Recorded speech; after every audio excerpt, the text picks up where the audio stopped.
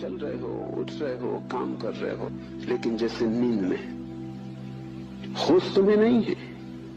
कभी तुमने ख्याल किया किताब पढ़ते वक्त तुम पूरा पेज पढ़ जाते हो, तब तुम्हें ख्याल आता, अरे मैं पूरा पेज पढ़ भी गया और एक शब्द याद नहीं। तुमने कैसे पढ़ा होगा पूरा पेज? तुम पढ़ सकते हो सोए सोए, मन कहीं और रहा होगा, तुम पढ़ गए, तब तुम्हें होश पता चला कि ये तो पूरा पेज व्यर्थ गया।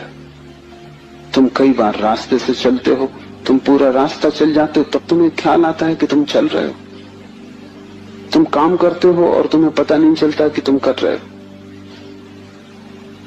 तुम बेहोशी में जी रहे हो और चैतन्य आत्मा है।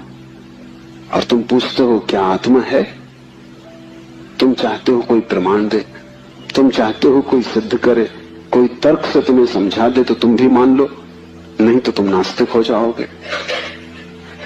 नास्तिकता बेहोशी का सहज परिणाम है, आस्तिकता होश का फल। जितना तुम्हारा होश बढ़ेगा तो जरूरत नहीं है कि तुम मानो कि आत्मा है, क्योंकि कई ना समझ मान रहे हैं, उससे कुछ हल नहीं होता।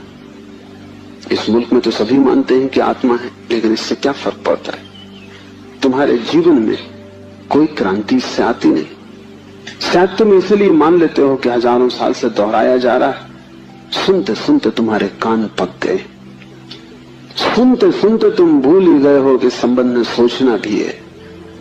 सुनते सुनते पुनरुक्ति से आदमी सम्मोहित हो जाता है। एक ही बात बार बार दोहराई चली जाए तो तुम भूल जाते हो कि वो संदिग्ध, संदेह किया जा सकता है, विचार किया जाता है। और फिर आत्मा है, इससे तुम्हें बड़ा संतोष भी मिलता है। शरीर मरेगा ये तुम्हें पता है, आत्मा नहीं मरेगी, इससे बड़ी हिम्मत बनती है। और आत्मा कभी नहीं मरेगी, अग्नि उसे जलाएगी नहीं, शस्त्र उसे छेदेंगे नहीं, मृत्यु उसका कुछ बिगाड़ न सकेगी। इससे तुम्हें बड़ी सांत्वना मिलती, पर सांत्वना सत्य नहीं है। आत्मा को कोई न तो स्वीकार कर सकता है सिद्धांत की तरह, और न पुनरुक्ति की तरह कोई सम्मोहित हो सकता है। आत्मा को तो केवल वही लोग जान पाते हैं जो चैतन्य को बढ़ाते हैं।